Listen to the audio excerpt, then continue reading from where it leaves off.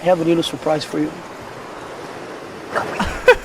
If there's one thing everyone remembers about Far Cry, it's the villains. Oh yeah. We'll be waiting for you. Oh When yeah. things get out of control. My favorite right there. Characters like Vars, Pagan Min, and Joseph Seed have all easily earned their place in the Bad Guy Hall of Fame.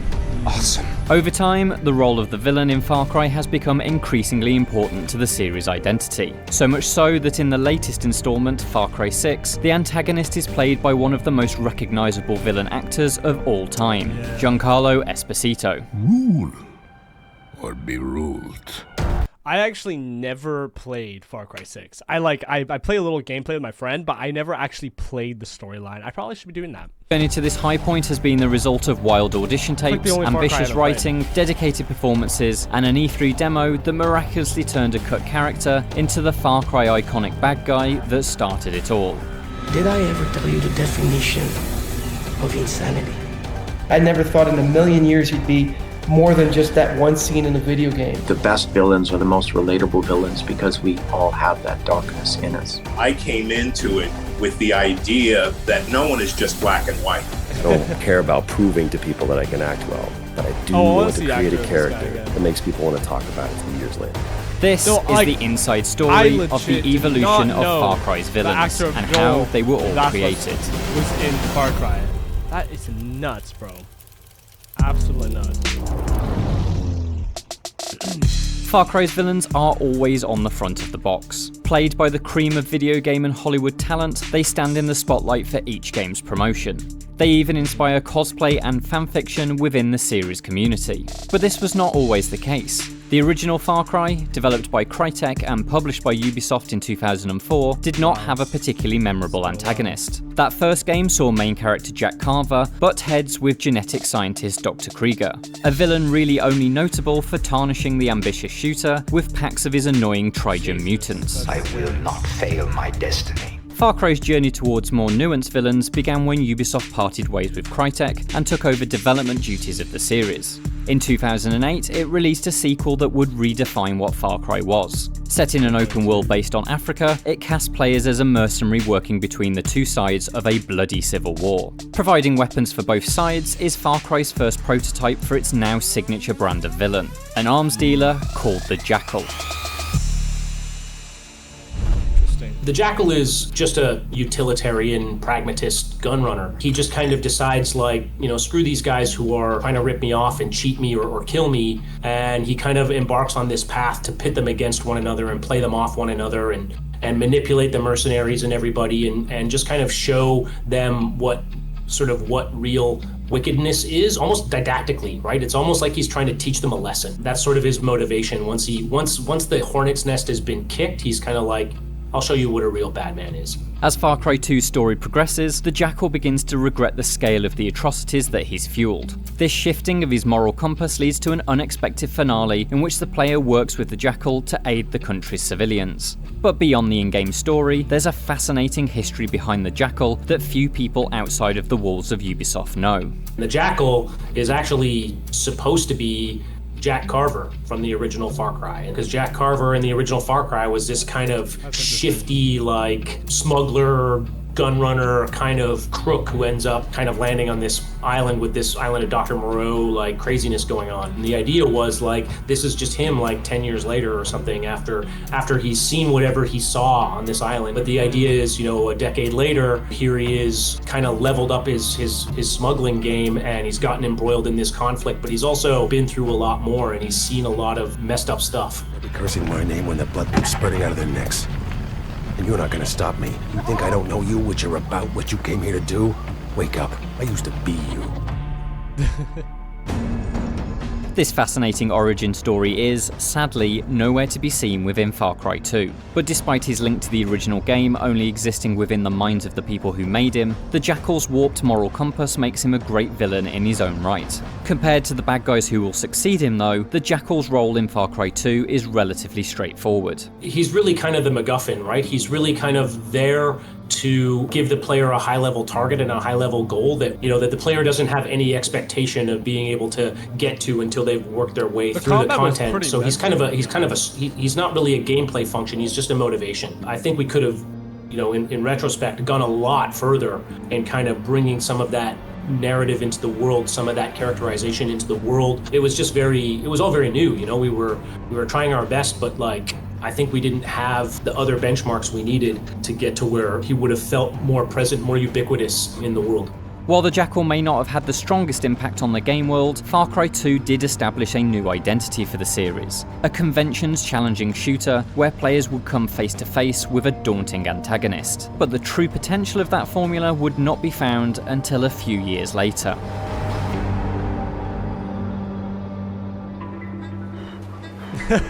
Dude, I love the cinematics on this game. Hello. I came in with very, very, very strong choices and a little bit of improvisation, saying to myself, hey, if they're willing to see me, then they're open to things. Vaas was the character that put Far Cry on the map for Ubisoft. A pirate seemingly on the knife edge between sanity and mental collapse, he represents what a player's most indulgent, violent impulses could lead them to. There was all this discussion about whether video games were good for you, and also about gamification. This idea that you could get people to do things they didn't really want to do if you made something fun and you made a little game out of it, you gave them a badge and a gold star. We tried to look at what made games tick and then examine the player's involvement in them and whether they were an enjoyable experience for the player, whether the player gets caught up in something that results in this kind of uncomfortable development as a character. And so Vaas was a warning about what could happen to the player character. That warning was made believable thanks to the latest advances of the time in motion capture technology. This system replicated the nuances of a magnetic performance from actor Michael Mando. Years before starring in Better Call Saul, Mando became involved with Far Cry in pursuit of a new form of creative freedom. In July 2010, he auditioned for a role then known as Mr. X. While he was provided with a script, he decided to improvise. It was a decision that set him on a path that would go far further than he first imagined. Business before pleasure. I don't think Dr. Dallas is gonna like what comes next. The thing that started the whole avalanche of the character was in the audition room. I thought it'd be interesting if he started his back to the camera and I was pretending that he was eating. And as he starts turning around, he starts licking his fingers until he gets to his middle finger. And he does this really kind of crude gesture and just licks his middle finger. And I thought to myself, they weren't gonna like it at all. You know, it was one of those things as an actor where I said, I'm taking such a big risk here, not giving them what they were expecting. But I said to myself as an artist, I said, this is where I want to be. I want to go that far. And when the audition was done, there was a moment of quiet. And Brent George looked over at the casting director, Andrea Kenyon, and he said, can he do it again? Could you go even further? Yeah. And that's when my mind went, okay, this is going to be a lot of fun. That's the thing. Ubisoft was impressed and Mando was hired, but the excitement didn't last long. The creative team wanted Far Cry 3's villain to be a huge, imposing figure called Bull. And Mando simply wasn't that. We had done great rehearsals and we had some great footage and everything. And then Ubisoft called me and said that they were going to let the character go. I'm gonna cut you up right now and pull out your fucking intestines and rub them around your throat like a fucking necklace. Whatever I was doing wasn't working with the visual kind of character that they had in mind. And then about last minute, they called me back. They really liked what I was doing in the rehearsal. So that's when they made the decision, we'll just have the character look like him. And of course the character went viral and became part of the game in a bigger way. It's crazy how much can mysterious island with a dark secret. It's crazy. And everyone on it is crazy. Good luck. You're gonna need it. Vaas was revealed to the world as part of the Far Cry 3 gameplay demo at E3 2011. It was an unforgettable debut, with the villain performing an elaborate, violent monologue about the definition of insanity. It's a speech that instantly became a fan favourite. Did I ever tell you the definition of insanity? You know, from the very beginning, Vaas was a lightning rod. When that E3 trailer came out, people were obsessed with him. You know, he had this incredible gravity. And I didn't really understand why this would be so compelling. But underneath the simplicity of it, there was like a truly profound existentialism to it. And it's totally in the moment. You know, that like kind of like, I don't like the way you're looking at me. Once I think we got to the bottom of that, then the character really became super clear. You know, when we make video games, we always talk about 30-second loops, that you have to like put the player into a situation where what they're doing every 30 seconds is so satisfying that you never want to stop. And so that monologue perfectly kind of encapsulates the dark side of that loop, which is, you know, why are you doing the same thing over and over and over again? You know, again, this idea of gamification in real life, you know, why are you doing a meaningless thing over and over again in order to get meaningless reward and expecting something to come out of that? I feel like that monologue is at the center of what the game is about. With the E3 trailer generating a huge amount of hype for Far Cry 3 and Vars, Ubisoft continued to develop Mando's interpretation of the character. Both the actor and creative team worked in tandem, fleshing out a personality, mannerisms, and motivations.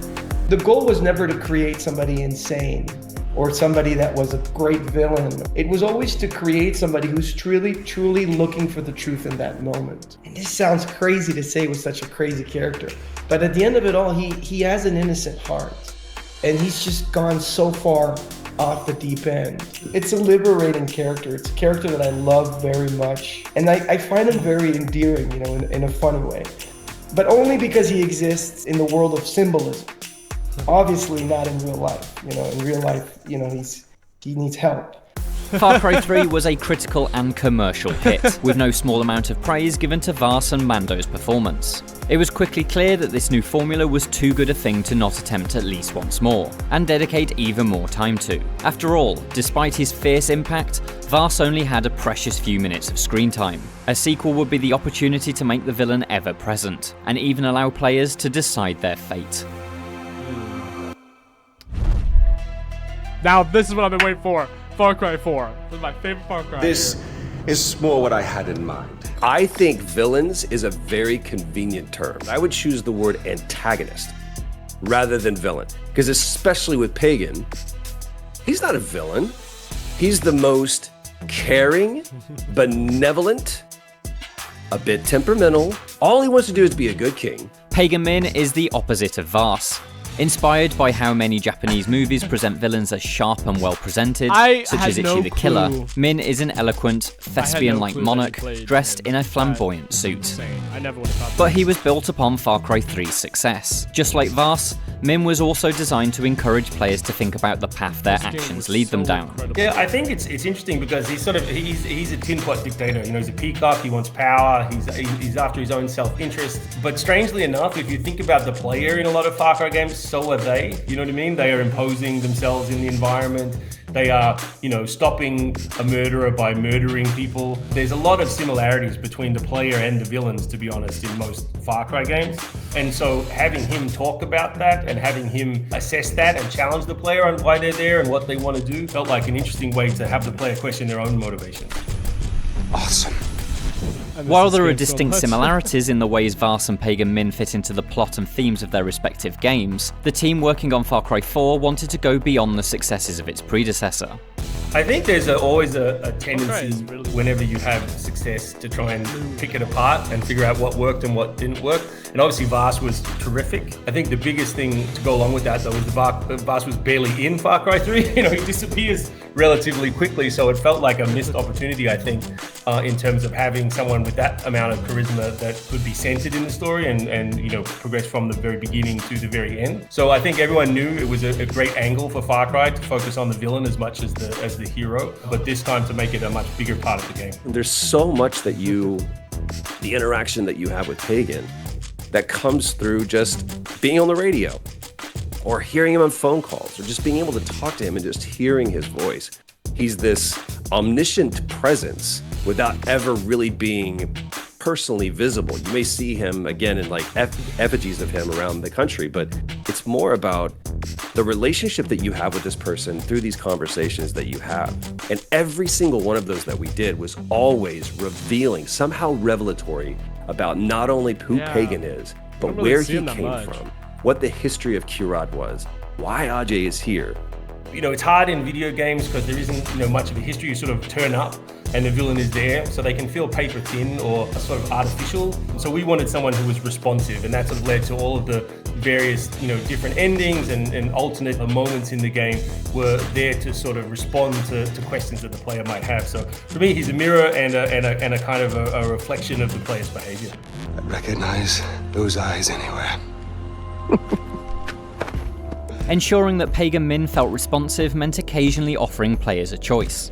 In the closing moments, they'd be able to choose if he lived or died, but it was important to demonstrate that the player's relationship with the antagonist had a level of flexibility from the very start. As such, the development team built a game-altering choice into Far Cry 4's opening sequence. After being captured and taken to his palace, Pagan Min asks you to wait at the dinner table while he goes to deal with some terrorists. Please, stay right here. Enjoy the crab rangoon. Don't move. I will be right back. At this point, you're free to escape the palace and start the main storyline. But there's another option. If you just wait, then the game ends. You could just go jump straight to the end. And what I thought was such a beautiful, a lot of people would do cool Easter eggs, but this idea of narratively baking in an alternate ending that is still canon, that still leads to the same point, if you just do what you're supposed to do. And what that does to me is it flips the story, and Ajay becomes the villain of his own story as opposed to the hero of his own story. And that is just something that games don't do. I was realizing that video game characters are always lying to you, and the player assumes that they're lying to you. And we thought, what if the villain was telling the truth? So this initial moment where we're like, it's the first cinematic that you've seen in the game. If the player actually does what they're being asked to do, we should pay that off. For that branching moment to be successful though, Pagan Min had to make a huge impact on the player within the first few minutes of the game. The setup, the script, and Troy Baker's performance had to sell the idea that this dictator and his world were worth investing in. Only a player that could believe Pagan Min was offering a genuine choice would sit and enjoy the crab rangoon.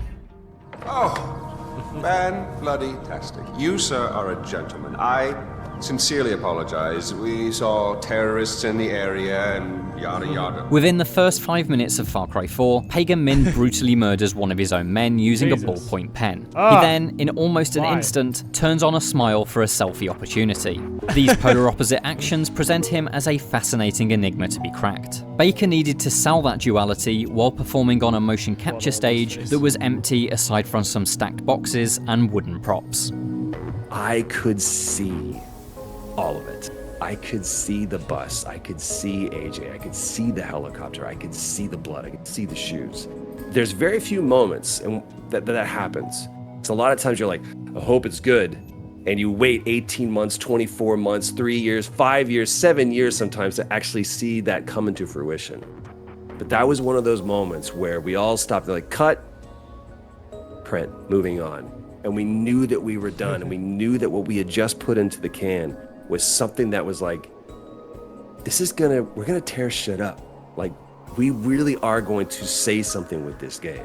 For good or for bad, you can't say that we didn't make a great game, and you can't say that Pagan is not one of the most memorable villains to ever be in a video game.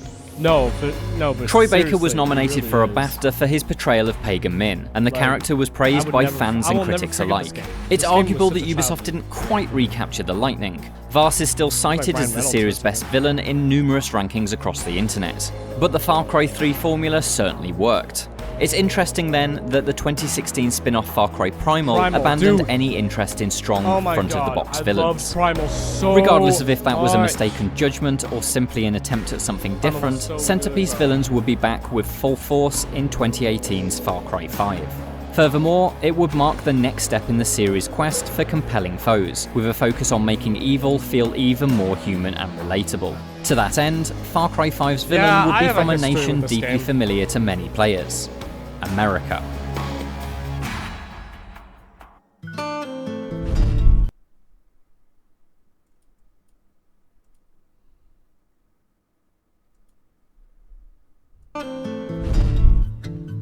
America.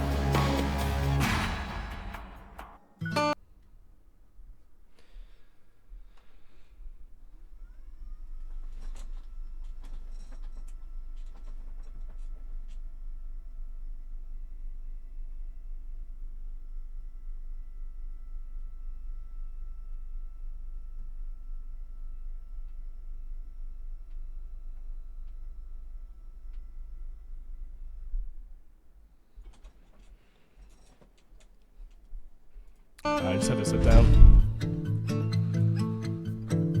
The shift from exotic lands to the more familiar United States resulted in a very different tone for Far Cry 5. Rather than dealing with wild, violent antagonists, the development team targeted a quieter, more insidious form of evil. Joseph Seed is the leader of a doomsday cult, inspired by America's past struggles with groups like People's Temple and the Manson family. This new villain, known by his disciples as the Father, was intended to be a significant departure from the likes of Vars and Pagan Min. Yeah, it was really tough at the start because, going back to the previous two characters, we knew that we didn't want to sort of repeat that one more time. So it was, okay, well, how can we make him feel terrifying without having to sort of stand here, point a gun in your face and threaten to kill you? We knew that in terms of the temperature of the character, we wanted him to be, I guess, spooky. Is sort of, in a lot of ways, that's how he comes across. It doesn't feel like it's going to be a believable cult leader if he's off just sort of being Voss and going out and shooting up a bunch of people. And so that was the baseline, and it didn't gel at all, really, until we got Greg's audition tape. I understand you're in pain. The Lord giveth, and the Lord taketh. They reached out to my agent about coming in to audition for this video game, and foolishly I said no, just out of hand. I hadn't played a game since I was a kid, and I had no idea how far the storytelling aspect had come and how immersive the experience would be. So I said no, and then they asked if I would at least read a monologue that Drew Holmes, who was the lead writer on Far Cry 5, had written, and I started reading, and I was just blown away. The first couple of sentences, I was talking about being 23 and pregnant with this child, and I got my wife pregnant in theater school when I was 23, and just this idea of not being ready and not feeling that you were worthy to become a father, and being broke and just being a nobody from nowhere with nothing. So that really resonated with me, and then the way the monologue unfolded was so dark and beautiful that I fell in love with the writing right away. And the minute that we sort of opened up Greg's audition tape, it was chilling. And we all have to prove that we can serve God no matter what he asks. He has a lot of empathy for that character despite all of the madness. Ultimately, like I think it wouldn't work without him bringing so much to that role. What made the character scary is that I could be honest with it, and that I could reveal a lot of myself in the character. And I think that the best villains are the most relatable villains because we all have that darkness in us. We all have a danger that can come out in the right circumstances. So that was the challenge, to just ground myself in him as a human being first and foremost, and let the villainy take care of itself. I believe almost every word that came out of my mouth in that game. Like that could be Greg talking. The team's desire to create a more emotionally driven villain altered Far Cry's power structure. Joseph Seed surrounds himself with devoted people, compensating for his troubled childhood. His siblings, John, Jacob and Faith, act as his lieutenants and closest followers. Players must find and kill each of these family members in order to emotionally devastate Seed. And then, in his weakest moment, they can complete their goal of arresting him. My family, my brothers, my sisters, they've been taken from me by a snake in the garden! Oh, it's nodding. I felt very connected to the material. They had a vulnerability and emotion to them. That was right. And then we were getting to the final one. It just needed something. This is someone whose whole world, he becomes that 6-year-old abandoned child, beaten, abused child again, and his whole world has been torn apart in this rage at the player for doing that to me, for taking that which I love away from me. We apologise for interrupting the story, but what follows is a beautiful moment of genuine irony. Greg is about to recount a story about delivering a powerful performance with the looming threat of an uncontrollable noise that could ruin the scene. Somewhat unbelievably, as he recounted this memory, he was interrupted by an uncontrollable, serendipitous sound. Sorry about the noise, but this was too good to cut. And I stepped away from the chair we were shooting for a moment, and I found something from my past that just came up, just bloomed in me, this very dark black rose bloomed, and I just launched into it. And in the studio in Toronto, there's a subway that goes by every once in a while. That ruins every take. So we had been getting closer and closer to when the train was going to go, and Greg's in the middle of this scene, and everyone is just, you don't want to say a sound because no one can. It's an incredible performance, and once he finished, because it had taken a couple takes as well, because he was kind of ramping up.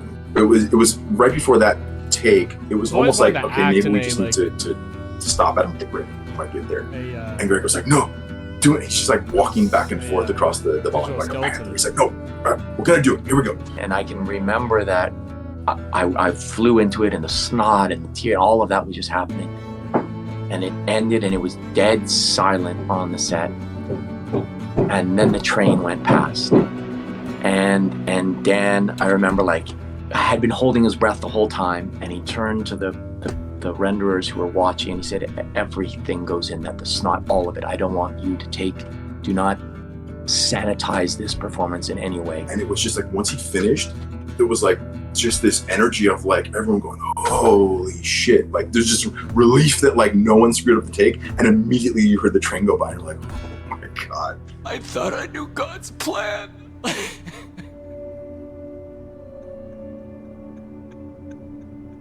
But I was wrong. For every Far Cry villain before Joseph Seed, the end of the game marked the end of their story. But for the first time in the series, Ubisoft created a direct sequel, and Joseph Seed returned in Far Cry New Dawn. Yeah, New Dawn Once again, he's forced to endure the loss of a family member at the hands of the player, this time his son Ethan. This gave Greg another opportunity to deliver an emotionally charged performance. We had sort of blocked the scene up, but I knew that I wanted to carry my son away.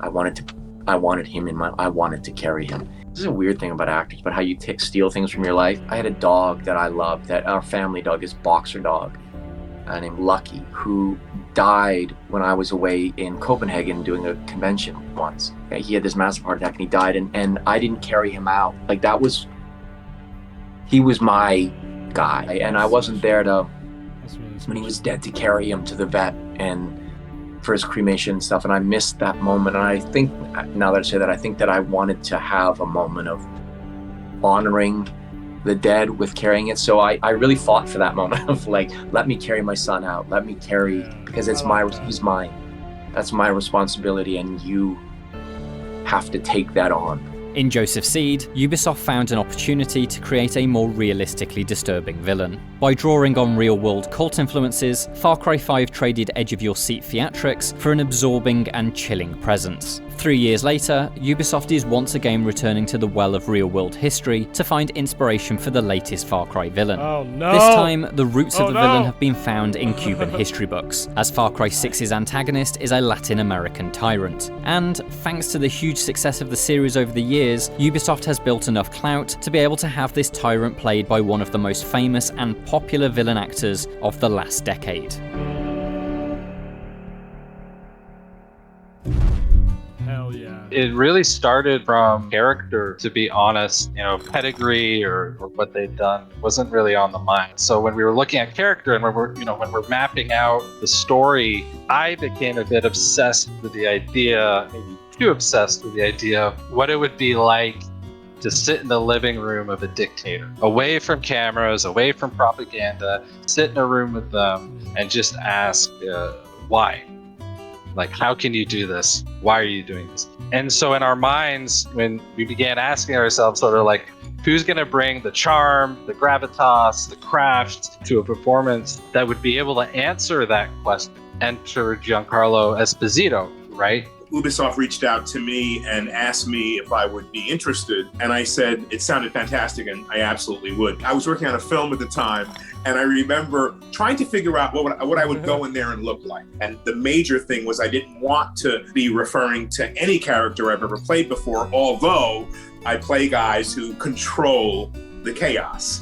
And so I was concerned that they may want me to do a repeat performance of a very nefarious person that I played before. Well, they did. So I'd been writing with him in mind for a little while. So actually sitting in front of him was super surreal. Because first of all, it was like, okay, right now you're in front of me. That's odd. okay, let's talk. And it ended up being something like 4 hours. It was the most prep I'd seen an actor do. I remember standing in front of the closet before I went in thinking, should I wear a really clean suit with a tie? Should I wear a uniform? What should I wear to sort of let these guys know that I had the gravitas and also the idea of creating this person who was not only in control, but had some vulnerability.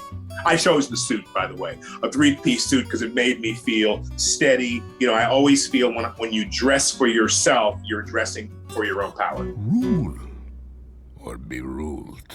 A Castillo must be a lion. Anton Castillo is inspired by a variety of historical figures, including Cuban dictator Fulgencio Batista. Those influences have shaped an iron fist ruler whose tyranny sparks a violent revolution, something that makes Far Cry 6's story particularly politically charged. The series is no stranger to heavy stories, but its increasingly outrageous and humorous gameplay has prompted criticism over Far Cry's ability to tackle its heaviest themes properly. With its murderous roosters and guns that play the Macarena, Far Cry 6 is also under watchful, critical eyes. Despite the game's sillier elements though, Ubisoft aspires to thoughtfully explore the mind of a dictator. We are seeing fascism rise around the world. We are seeing revolution all throughout the world right now. And I think tapping into why is that happening, and one of the main themes that we landed on was we're never really safe from tyranny. And I think in my generation, as I was growing up, it never would have crossed my mind that, oh wow, fascism is a real prescient sort of danger. But you feel it now. And I think that's something we want to explore. And then why? And then delving into not so much making a judgment call on the character itself, the person itself. I can make judgments about what they're doing every day, and that's my right.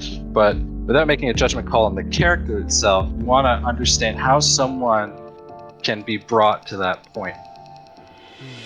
What I wanted to do was make this person human and have him have an obstacle. And the obstacle for him was his past. Anton Castillo grew up a period of time where he witnessed great atrocities. His father was a dictator before him, and then he was taken away from his power. And during that period of time, figuring out what he wanted for his people. So I wanted him to be sensitive.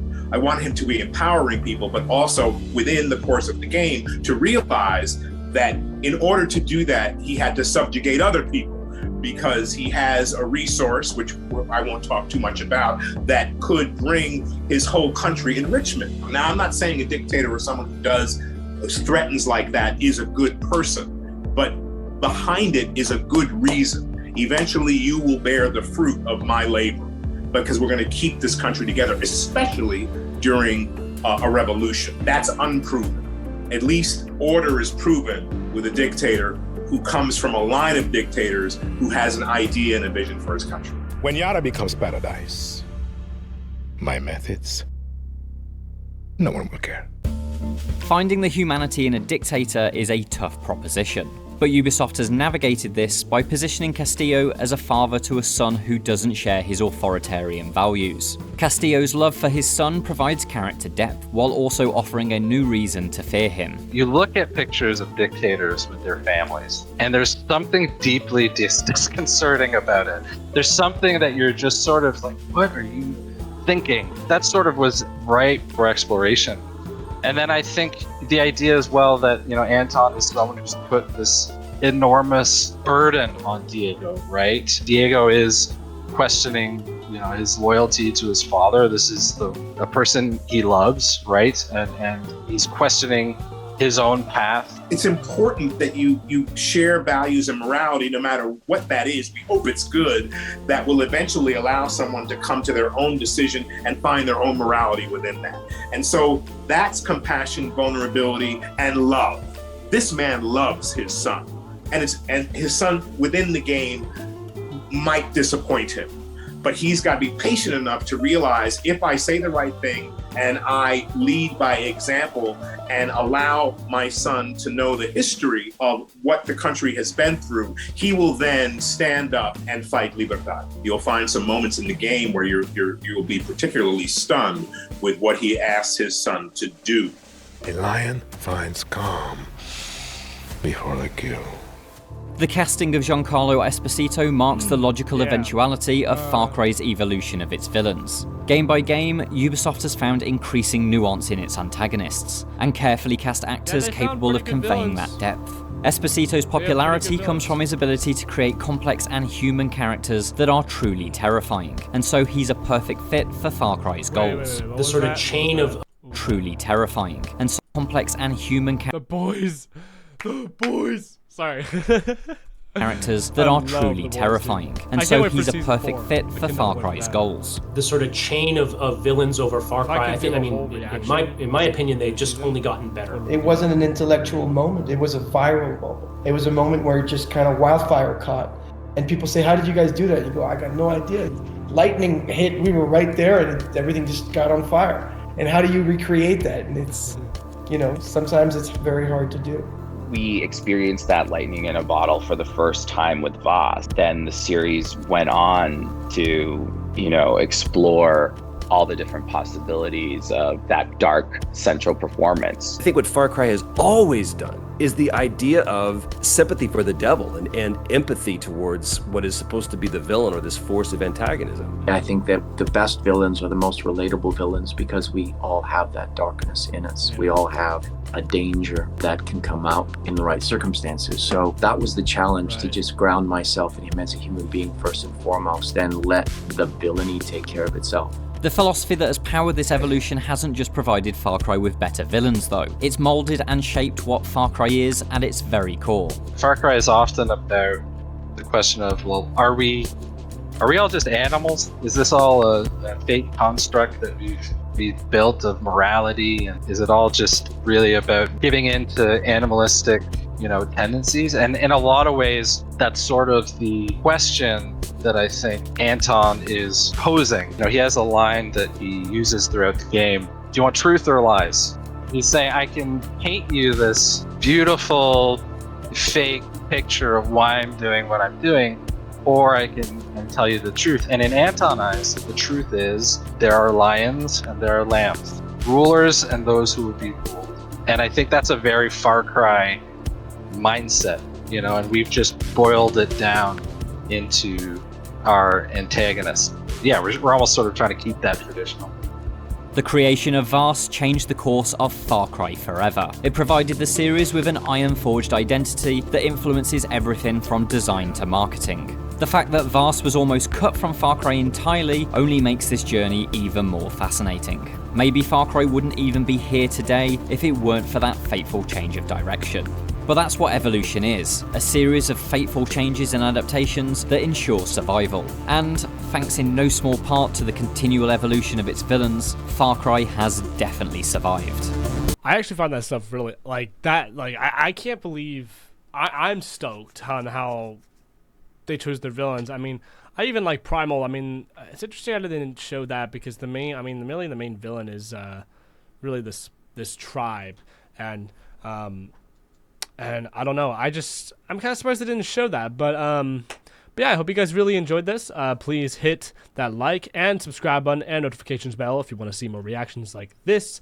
And to go check out my Instagram and my TikTok series. I'm going to be trying to get back into shorts, legitimate shorts. And yeah, so hang on in there for me, guys. And love you all. Hope you guys are having a great day. See you guys later. Peace.